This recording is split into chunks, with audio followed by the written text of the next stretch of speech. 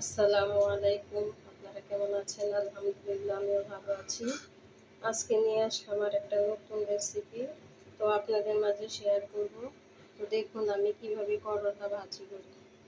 এভাবে করলা ভাজি করলে করলা তিতাটা লাগবে না। তো দেখুন আমি এখানে করলা কেটে নিয়েছি, আর এখানে আছে আলু, এখানে পেঁয়াজ, কাঁচামরিচ, রসুন।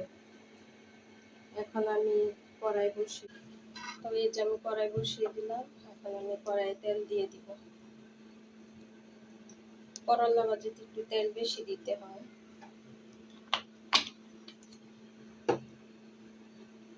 এখন আমি পেঁয়াজ রসুন গুলো দিয়ে দিব, আর মরিচ গুলো দিয়ে দিব কড়াইয়ে। এটা আমি ভালোভাবে ভেজে নেব। এতে আমার পেঁয়াজটা ভালো হচ্ছে।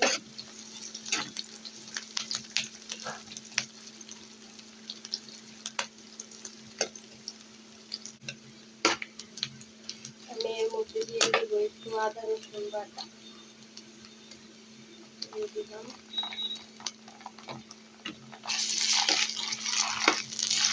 আমি আলুটা একটু ভেজে নেব। এই যে আলু একটু ভেজে নেব হালকা।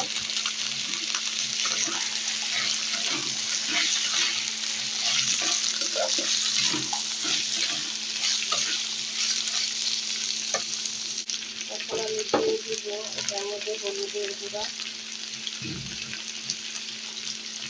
আর এখন দিয়ে দিব লবণ পরিমাণ মতো। আমার আলুটা সিদ্ধ হয়ে গেছে। প্রথমে আপনারা এইভাবে আলুটা একটু ভেজে নেবেন, তারপরে আপনার এখন আমি করলাগুলো দিয়ে দিলাম। করলাগুলো দিয়ে ভালোভাবে নাড়াচাড়া করে নেব।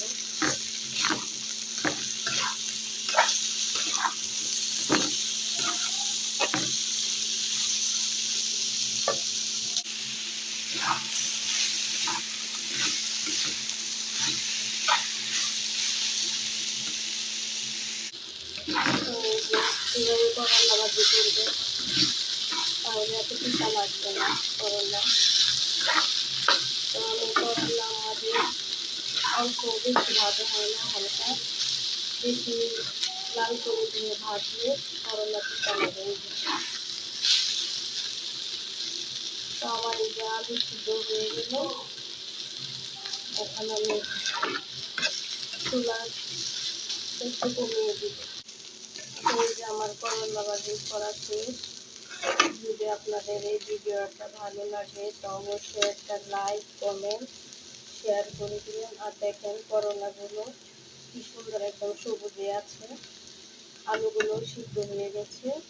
আপনারা এইভাবে বাসায় করে খাবেন। কার করলা পছন্দ ভাজি আমাকে কমেন্ট করে জানাবেন। তো সবাই ভালো থাকবেন আর বেশি বেশি করে ভিডিও দেখবেন। সবাইকে ধন্যবাদ। তো আজকে আমি এখানে শেষ করে দিব। আমার করলা ভাজিটাও হয়ে গেছে। তো আপনারা সবাই ভালো থাকবেন। আল্লাহ হাফেজ।